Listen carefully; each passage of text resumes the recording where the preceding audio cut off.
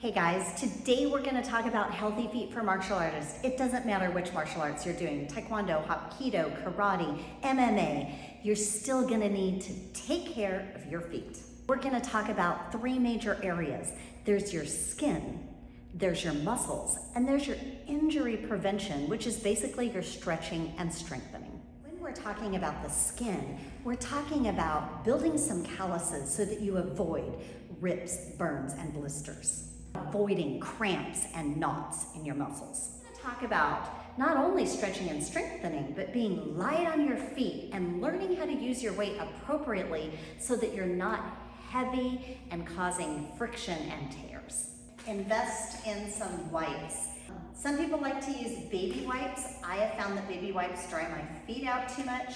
I get cheap face wipes. So these are just cucumber face wipes. They don't dry my feet out as bad as the baby wipes do. And so wipe your feet off before you go onto the mat.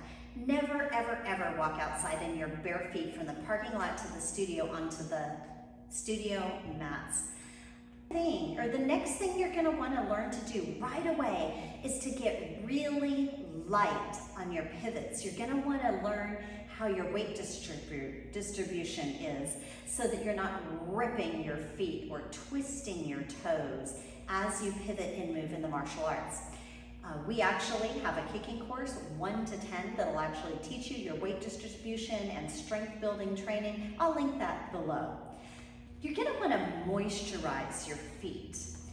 I like to wipe my feet at night and then put a lotion. Every night before I go to bed, I put lotion on my feet because my feet get really dry from training on the mats. I like to use Dr. Teal's, not endorsing their product or not being paid for any of these products, but eucalyptus and lavender are really good choices because they are natural disinfectants, so it'll give you that little extra protection. Now at night, a lot of times I'll lotion my feet and put socks on. Even in the summer, sometimes when it's really hot, I might wear the socks halfway through the night and then kick them off because I get too hot. If you go to bed with your feet dirty, I guarantee you're gonna have way more issues. About once a month, I soak my feet. So I'll fill up a bucket, and I just have a cheap plastic bucket. I've been known to use my mop bucket at home. No need to get those special foot soaker things, but I will just put regular body wash soap in, and I'll soak my feet. I'll leave them in there about 10 minutes in warm soapy water. I use a puma stone. You want to get those calluses off the bottoms of your feet. I have heavy calluses. I don't want to remove those calluses completely because you need those calluses so your feet don't rip and tear. But I take those calluses off and then put some lotion on my feet, some kind of moisturizer, and then I'm good to go. Another thing I like to do that relates to soaking your feet is when I take a shower, I just keep a puma stone in the shower, and about once a week, I just grab my foot and I run that puma stone over my foot in the areas where I know that I get dry, flaky skin, and then I make sure I use some lotion right after I get out of the shower. So I only soak my feet about maybe once every 4 to 6 months. At the most, where I used to have to soak them once a week, I just put that into my routine, and it just makes my life more simple. If your feet aren't dry like mine and they're moist, you can use powder, but never wear powder or lotion freshly applied right onto the mats because all that residue will stick to the mat and it makes it really hard to keep the mat super sanitary. So make sure you're doing these things like after class and your feet have the night to soak it in, or early in the morning before you're going to come to class and your feet have an opportunity to let that soak in, whatever it may be, the powder or the moisturizer. You want to be really aware of where your weight is on your foot so that your toes aren't dragging. You'll get rips and tears in your toes if they're dragging. Also, you want to be aware of where you're hitting on the target.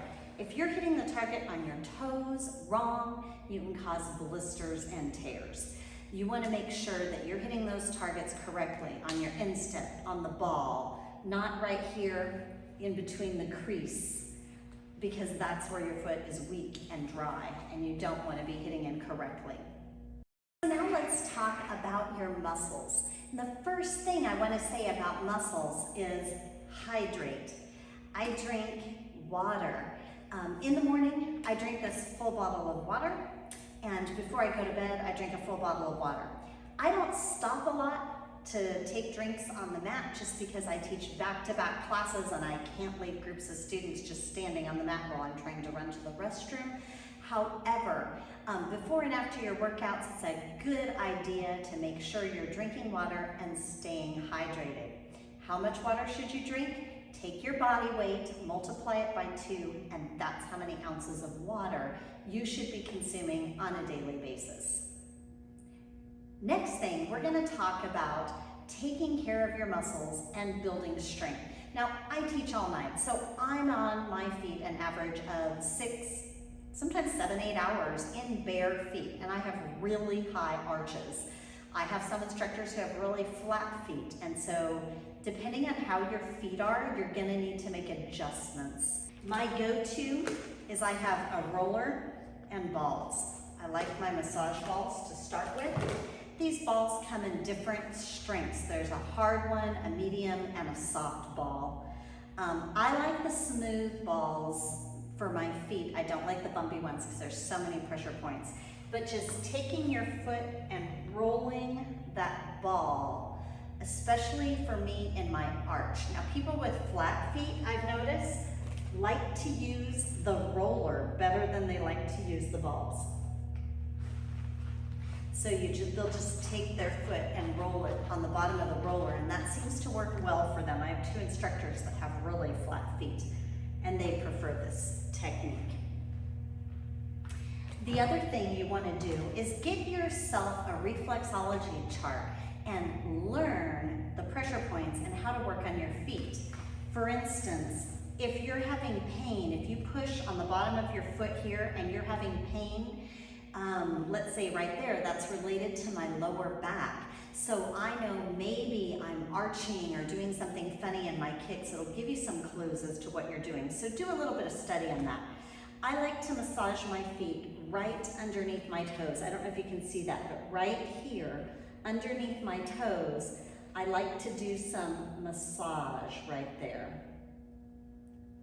And then I like to massage along the arch of my foot and right down the center of the arch and on the outside. And a lot of times I will sit and rub my feet when I get home at night after training. Another thing I do, because I'm on my feet so long, is for about 5 or 10 minutes, I'll put my feet up in the air to give some time for circulation and recovery, which is really, really important. When I soak my feet, I put soap and water, and I soak them and wash them and scrub them with a puma stone. Then, when I dump that out, I rinse it off and I will soak them again for another 10 minutes, and I will put an oil in there. For instance, I might choose lavender or peppermint. I have a clove oil that sometimes I like to use.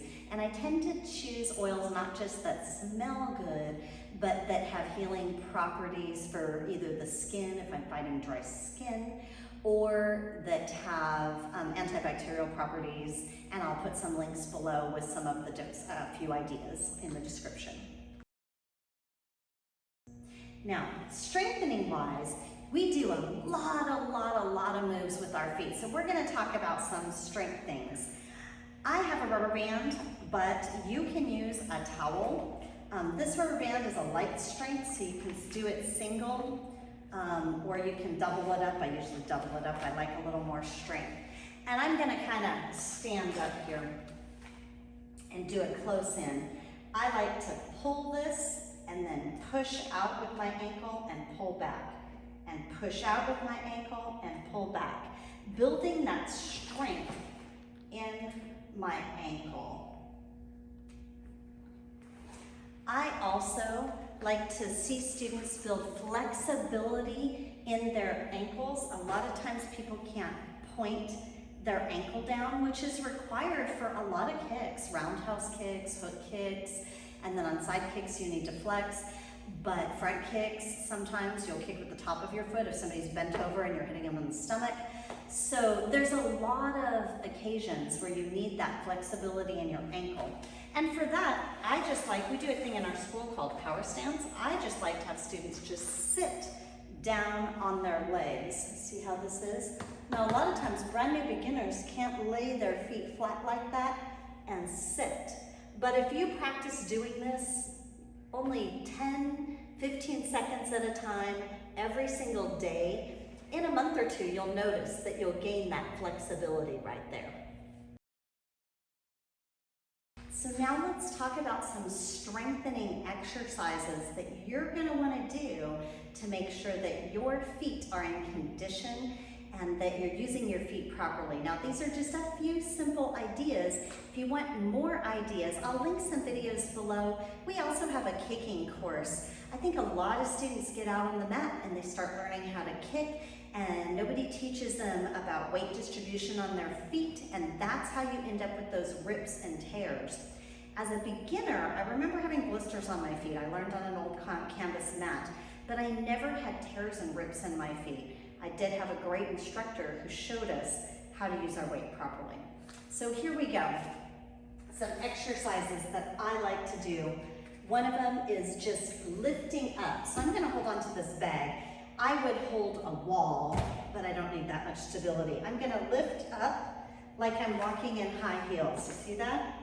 Okay, I'm sideways, I'm lifting up. Now I'm gonna bend my knees and stay lifting up, and then lower my heels.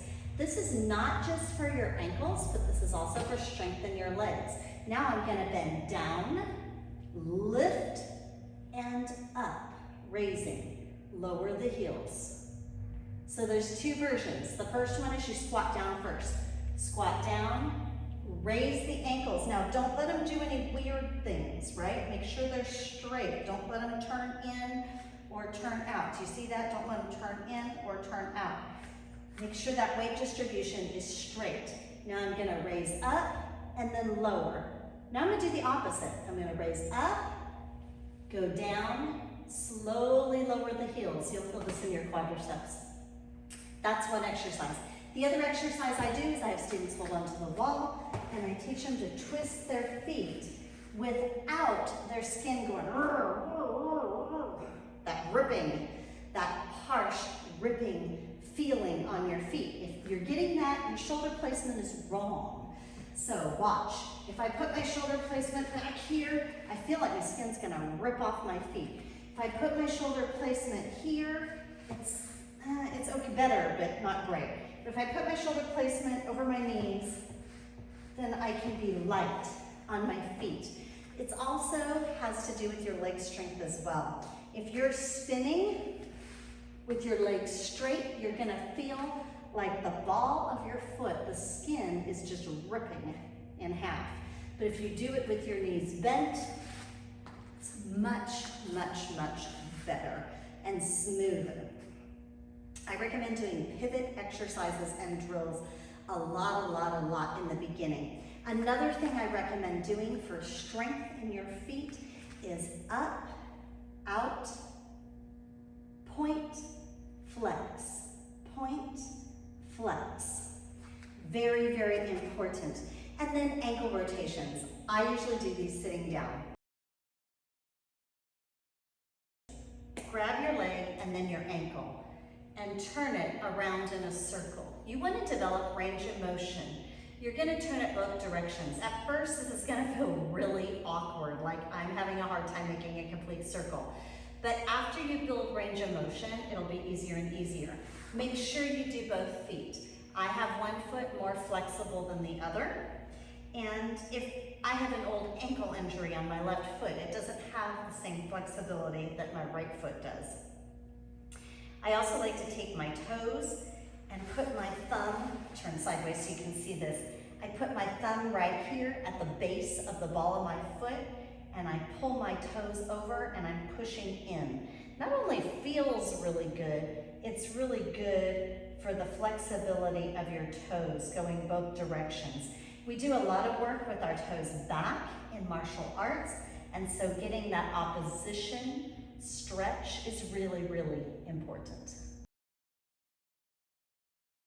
So let's take a look at some stepping exercises to go along with those wall exercises. I like to teach my students how to step and walk quiet like a ninja. This teaches a lot of skills that they're going to use in the future when they learn how to do jump kicks and flying kicks. And it also builds strength. So let's take a look at what that looks like from a side view.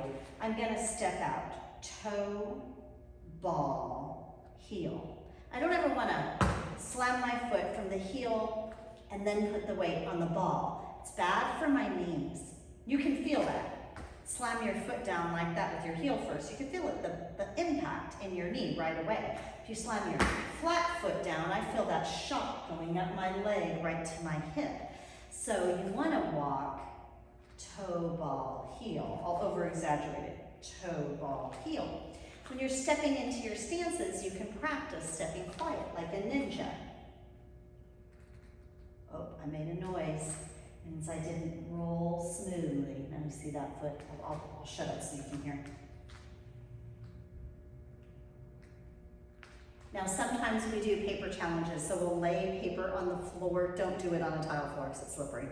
But you can do it on carpet or something. You can lay paper on the floor and see how quietly you can step onto the paper with the least amount of crinkles.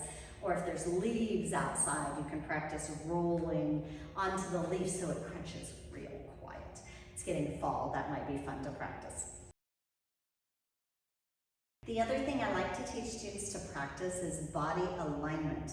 So let's look at a couple of body alignments. Like for instance, in a forward stance. Forward stance is basically designed to teach you proper body mechanics. No, you probably won't stand in a forward stance when you're sparring, but you do need the proper body mechanics so that you don't ruin your feet and your hips and your legs and your back, your lower back. So let's look at stepping into that forward stance. I'm going to take it from a side view so I think it's easier to see. I'm going to step into that forward stance. If I bend my knee past my toes, I have all my pressure on the front of my foot. Then when I go to step or turn or pivot, I'm going to be heavy. If I bend my knee just so my toes disappear, so if I'm looking straight down, now I can't see my toes, that's a good enough bend. That's exactly what you want. Okay?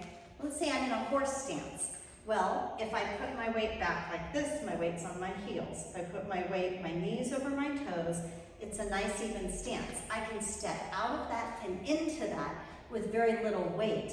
Now watch, let's say I'm not bending enough. Watch how much, could you hear my foot come off the ground? There's a lot of impact on my foot, but when I bend, I can lift that off the ground really, really easy. If you want some tips on stances, I'll link a couple videos below that talk about hitting proper stances and weight distribution. I hope this was helpful for you guys. Make sure you take care of your feet. And if you're having issues with your feet, talk to your instructor. Your instructor will give you tips and let you know what to do. If today's video was helpful for you, make sure you hit the subscribe, like, and feel free to share on social media. Have a great day.